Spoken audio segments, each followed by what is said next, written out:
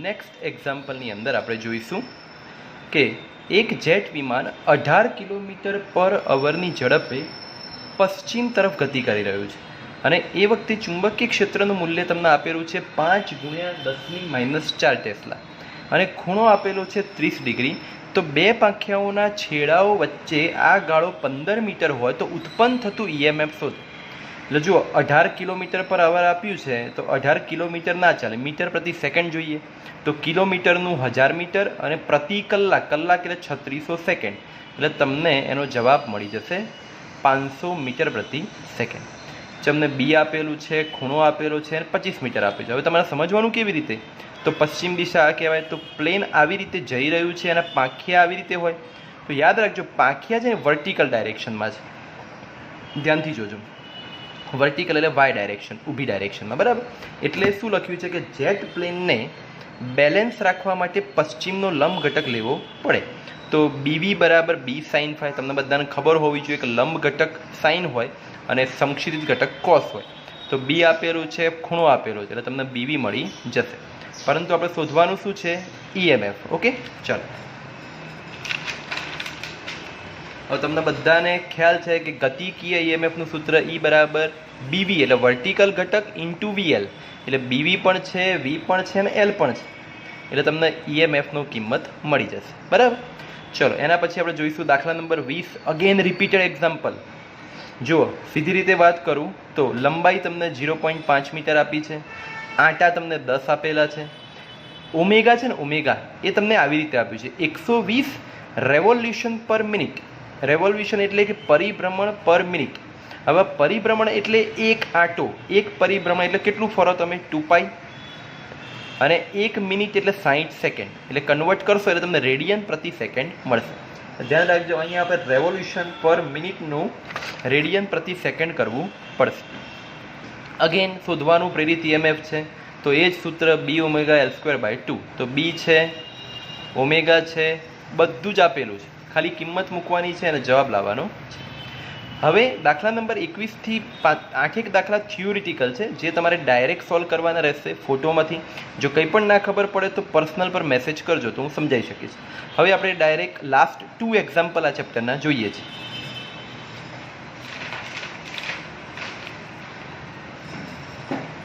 હવે જુઓ, આ દાખલો જે દાખલા નંબર 27 છે, બહુ જ વિચિત્ર દાખલો છે. એટલે ફિઝિક્સની અંદર ઘણા બધા એવા એક્ઝામ્પલ હોય છે, એટલીસ્ટ દરેક ચેપ્ટરમાંથી એક એક્ઝામ્પલ એવું હોય છે કે જે તમારે હાઇલાઇટ કરીને રાખવાનું. એટલે કે જ્યારે બોર્ડની એક્ઝામ હોય, પેપરના 2 કલાક પહેલાં કે 3 કલાક પહેલાં અમુક દાખલા જોઈને જવાના છે, એના માટે આવું સ્ટાર કરીને રાખવું જોઈએ, બરાબર. આ દાખલો તમારે છેલ્લે જોવો જ પડે, નહીં તો કોઈ સ્ટેપ તો તમે ભૂલી જશો. હવે આ દાખલાને સંપૂર્ણ સમજવો મુશ્કેલ છે, ધેટ્સ વાય આપણે ધ્યાનથી સમજવાનો પ્રયત્ન કરીશું. એક રેખીય વિદ્યુતભાર ઘનતા લેમ્બડા આપેલી છે. હવે આ શબ્દ ક્યાંથી આવ્યો? તો આ શબ્દ ચેપ્ટર નંબર 2 અને 1 માંથી 3 પ્રકારની ઘનતા આવતી હતી, જો યાદ હોય તો. એક રેખીય ઘનતા, એક પૃષ્ઠ ઘનતા અને એક કદ ઘનતા. એટલે અહીં કોની વાત છે? રેખીય ઘનતાની વાત છે. શું કીધેલું છે? તો જો આ રકમ મેં વાંચેલી છે, તમે જ્યારે તમારી પાસે આવે વિડીયો અથવા ફોટોઝ એમાંથી તમે વાંચજો. રકમ શું કહેવા માગે છે કે તમારે કેવી રીતે પ્રિડિક્ટ કરવાનું છે કે એક સાયકલનું ટાયર છે, એવું સમજો. સાયકલના ટાયરની અંદર સ્પોક્સ હોય, તમને બધાને ખબર છે. તો એ સ્પોક્સવાળો જે ભાગ છે ને તે ચુંબકીય ક્ષેત્ર છે. આ જે ક્રોસ દેખાય ને એ બધું શું છે? ચુંબકીય ક્ષેત્ર. અને એની આ જે ભાગ છે એ ટાયર છે, જે બ્લેક કલરનું ટાયર હોય તે. હવે સ્પોક્સ સુધીની ત્રિજ્યા સ્મોલ a છે અને આખા ટાયરની ત્રિજ્યા કેપિટલ R છે. અને આ સૂત્ર રેખીય ઘનતાનું છે ચેપ્ટર નંબર 1 પરથી, લેમ્બડા બરાબર Q/L. શોધવાનું શું છે તો એ તમે ધ્યાનથી ઓબ્ઝર્વ કરજો. આ જે ચુંબકીય ક્ષેત્ર એનું સૂત્ર તમને B બરાબર -B0 K કેરેટ આપેલું છે, બરાબર, જે આટલા ભાગમાં જ ચુંબકીય ક્ષેત્ર છે. હવે એ લોકો શું કહે છે કે અચાનક જ આ ચુંબકીય ક્ષેત્ર બંધ કરી દો, એટલે 0 કરી દો, તો પૈડાના કોણીય વેગનું સૂત્ર તારવવાનું છે. ધ્યાન રાખજો, અહીં વસ્તુ કોઈ શોધવાની નથી, આપણે એક ઇક્વેશન તારવવાનું છે. કયું? કોણીય વેગ. કોણીય વેગ એટલે તમને ચાક ગતિ યાદ આવી જોઈએ. ચાક ગતિની અંદર કોણીય વેગ એટલે શું હતું? ઓમેગા. ઓકે, એટલે આનું સૂત્ર આપણે તારવવાનું છે. ચલો જોઈએ. ઘણું બધું ચુંબક પણ મિક્સ છે અને વિદ્યુત પણ મિક્સ છે, એટલે વિદ્યુત અને ચુંબકના બધા કન્સેપ્ટ ઉપયોગ કરીને આ સૂત્ર સાબિત કરવું પડશે. એટલે જો સૌથી પહેલાં ફેરાડેનો નિયમ તમને ખ્યાલ જ છે. તો E બરાબર -d∅dt. ધ્યાનથી ઓબ્ઝર્વ કરજો, અંદરના ગોળા પર એક પરિભ્રમણ વિદ્યુત ભાર લેતા તેના એકમ ગતિ કરાવવા થતું કાર્ય. ધ્યાન રાખજો, પહેલાં કાર્ય શોધી રહ્યા છે. હવે કાર્યનું સૂત્ર ડાયરેક્ટલી ચેપ્ટર નંબર 2 માંથી ઉઠાયેલું છે, QE. વિદ્યુત ક્ષેત્રને લીધે પૂર્ણ ચક્ર દરમિયાન થતું કાર્ય. કાર્યનું સૂત્ર તમને બધાને ખ્યાલ છે, W બરાબર FD. D એટલે સ્થાનાંતર. હવે તમને બધાને ખબર છે કે એક પરિભ્રમણ ફરે તો કેટલું અંતર કાપે? 2πr જેટલું કાપે. તો જુઓ, નીચે લખેલું જ છે F ગુણ્યા પરિઘ. F એટલે આઈ રહ્યું QE, એક પ્રકારનું બળ જ કહેવાશે, એટલે QE, અને પરિઘ એટલે 2πr. હવે આ કાર્ય અને તમારું કાર્ય બંને સરખાવી રહીએ. ધ્યાન રાખજો, આ બંનેમાં ફરક છે. આ છે એ કાર્ય છે અને આ છે બળ છે. એ QE છે, એ બળ છે. એ પણ ચેપ્ટર નંબર 1-2 માંથી લીધેલું છે. E બરાબર F/Q, તો F બરાબર EQ થાય.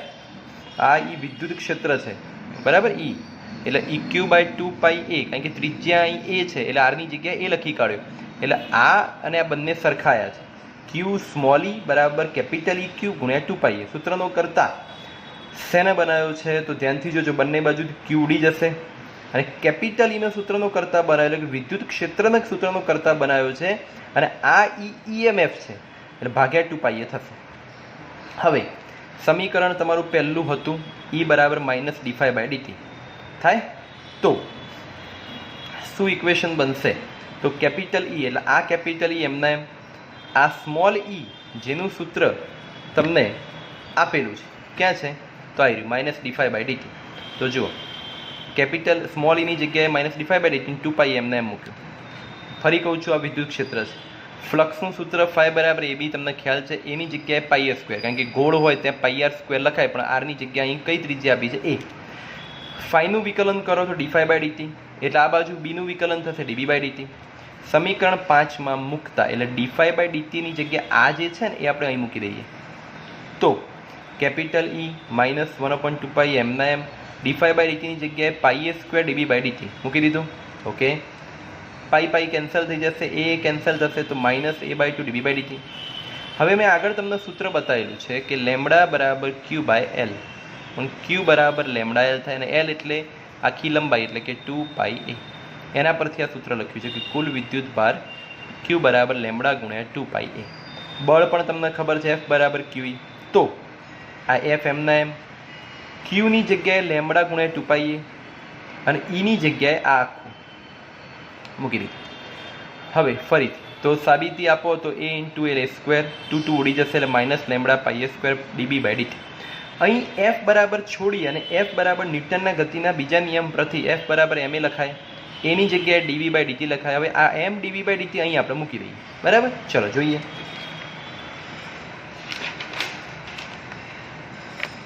જોઈ શકો છો કે dB/dt મૂક્યું. હવે કોણીય વેગ લાવવું હોય તો v નું સૂત્ર શું છે? r ω. લખી કાઢ્યું. r બાર લઈ લો, mr dω/dt. આ બાજુ કોઈ ચેન્જ નથી. હવે બંને બાજુથી dt ઉડી જશે. mr ને નીચે લઈ લો એટલે mr નીચે આવી ગયા. બંને બાજુ સંકલન કરી લો. કેમ? કારણ કે dω નું સંકલન ઓમેગા થશે એટલા માટે. તો જુઓ, dω નું ઓમેગા થયું. આ બાજુ ખાલી અંદર dB રાખીશું, બાકી અચળ પદો બહાર લઈ લઈશું. dB નું સંકલન b થાય. એટલે આ તમારું ફાઇનલ ઇક્વેશન છે. ઓમેગા બરાબર -λ πa² b/mr. ક્યાં મળે છે ઓમેગા? તો k કેરેટમાં, એટલે નેગેટિવ z ડાયરેક્શન થશે. આ દાખલો 99% તમારે છેલ્લે જોઈને જવો પડશે. હવે આ ચેપ્ટરનો લાસ્ટ એક્ઝામ્પલ. હવે એની અંદર તમારે ખાસ ધ્યાનમાં ફિગર જોવાની છે. રકમ તમે પછી વાંચજો. રકમ પરથી હું તમને સમજાવું છું શું આપેલું છે. હવે જો એક લંબચોરસ લૂપ છે અને જે ડોટ ડોટ કરે છે ને એ ચુંબકીય ક્ષેત્ર છે. ધ્યાનથી ઓબ્ઝર્વ કરજો. અને એક સળિયો છે જે ફરી શકે છે. એટલે આ સળિયો ભલે અહીં અત્યારે અહીં છે, પણ એ અહીંથી છે અને અહીંથી છેક અહીંથી અહીં ફરી શકે છે આ રીતે, બરાબર. અંદર એવી રીતની વ્યવસ્થા કરેલી છે. ડોટ છે ચુંબકીય ક્ષેત્ર છે. એટલે ધ્યાનથી જોજો, ચુંબકીય ક્ષેત્ર ક્યાં સુધી છે. આ કે ભલે અહીં લખ્યો છે, પણ તમે એમ વિચારજો કે અહીં છે. આ એલ અહીં નથી, અહીં છે, અને અહીં એમ છે. એટલે કે થી એલ સુધી ચુંબકીય ક્ષેત્ર છે, પછી નથી. અને એ લોકો શું કહે છે? શું કરો કે સળિયાને તમે અહીંથી ગતિ આપવાનું શરૂ કરો તો કે થી એલ, એલ થી એમ, પાછા એમ થી એલ અને એલ થી કે, એવી એક આખો રાઉન્ડ પૂરો કરવાનો છે. પહેલાં આ દિશામાં જવાનું છે, પછી પાછા વિરુદ્ધ દિશામાં પાછા આવવાનું છે. આખી પ્રોસેસ દરમિયાન તમારે 4 વસ્તુ શોધવાની છે. ફ્લક્સ પણ શોધવાનો છે, ઈએમએફ શોધવાનો છે, પ્રવાહ શોધવાનો છે, બળ શોધવાનું છે અને પાવર શોધવાનો છે, અને બધાનો ગ્રાફ બનાવવાનો છે. બરાબર? એટલે ફિગર તમે સમજ્યા પછી હું હવે 5 વસ્તુ શોધી એનો ગ્રાફ તમને બતાવું છું. પણ એ ગ્રાફ માટે તમે આ કે એલ એમ યાદ રાખજો. કે થી એલમાં ચુંબકીય ક્ષેત્ર છે, એલ થી એમમાં નથી. બરાબર? એક એ વસ્તુ ધ્યાનમાં રાખજો. અને એકવાર તમારે આ દિશામાં જવાનું છે, બીજી વાર એ જ દિશામાંથી વિરુદ્ધમાં આવવાનું છે. ડન? ઓકે, ચલો હવે શોધીએ આપણે.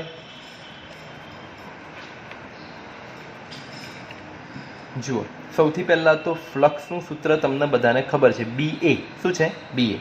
પણ એની જગ્યાએ શું લખાય? L x. કેમ? એ એટલે મીટર સ્ક્વેર. મીટર સ્ક્વેર એટલે મીટર ઇન્ટુ મીટર લખાય. મીટર માટે અહીં લંબાઈ અને મીટર માટે એક્સ. એટલે એક્સ થઈ જશે. તમને એમ થાય સર એલ તો લંબાઈ, એક્સ શું છે? તો એ પણ બતાવી દઉં તમને. જો ધ્યાનથી જુઓ, આ એલ એટલે આખી આ લંબાઈ થઈ, અને આ ગતિ જે કરી રહ્યા છે ને એ તમે ધ્યાનથી જોજો. શરૂઆતનું સ્થાન શું છે? એક્સ બરાબર 0. આગળ જઈએ એટલે એક્સ બરાબર બી, અને એનાથી આગળ જઈએ એટલે 2b. એટલે કોમન સેન્સ વિચારો કે એક્સ બરાબર 0 થી એક્સ બરાબર બી વચ્ચે ચુંબકીય ક્ષેત્ર છે. એક્સ બરાબર બી થી 2b જ્યારે ચુંબકીય ક્ષેત્ર નથી. બી અને બી થી 2b એટલે એનો મતલબ કે વચ્ચેનું અંતર કેટલું થાય? બી કહેવાય ને, કારણ કે બી પર 6 અને બીજું બી જાવ એટલે 2b થાય. બરાબર? એટલા માટે જુઓ અહીં લખ્યું છે એલ એક્સ. એક્સની જગ્યાએ બી કરી નાખ્યું. એટલે શરૂઆતમાં એક્સ રાખ્યું. ક્યાંથી? 0 થી અહીં ધ્યાન રાખજો, અહીં બી આવશે. 0 થી બીની વચ્ચે એક્સ છે અને બી થી 2bની વચ્ચે બી છે.